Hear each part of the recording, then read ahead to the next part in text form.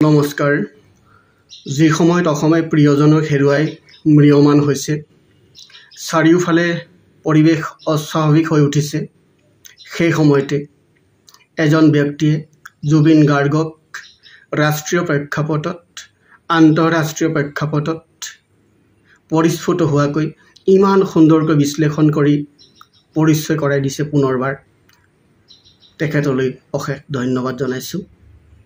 তেখেত আন কোনো নহয় NDTVৰ প্ৰাক্তন জ্যেষ্ঠ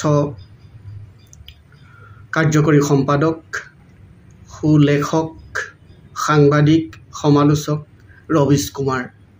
তেখেতে জুবিন গাৰ্গৰ বাল্যকালৰ পৰা আৰম্ভ কৰি বিশ্বমুখী যাত্ৰালৈকে প্ৰকৃতি ভালপোৱা জীৱ জন্তু ভালপোৱা মানুহক ভালপোৱা এজন প্ৰকৃত শিল্পীক ইমান সুন্দৰকৈ বিশ্লেষণ কৰিছে। এই মুহূৰ্তত তেখেতৰ নাম নলৈ মই পৰা নাই। তেখেতে যি সুন্দৰ বিশ্লেষণ আগবঢ়ালে তাৰ বাবে তেখেতক ধন্যবাদ দিয়াৰ ভাষা এই মুহূৰ্তত মোৰ নাই। এইকাৰণে তেখেতৰ নাম লৈছোঁ। অসমৰ পৰা প্ৰতিনিধিত্ব কৰা ৰাষ্ট্ৰীয় প্ৰেক্ষাপটত কেইবাজনো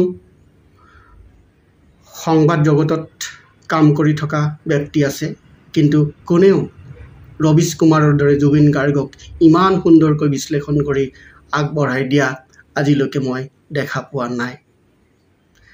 গতিকে পুনৰবাৰ মই তেখেতক ধন্যবাদ জ্ঞাপন কৰি মোৰ এই ভিডিঅ' ইমানতে সামৰিছোঁ।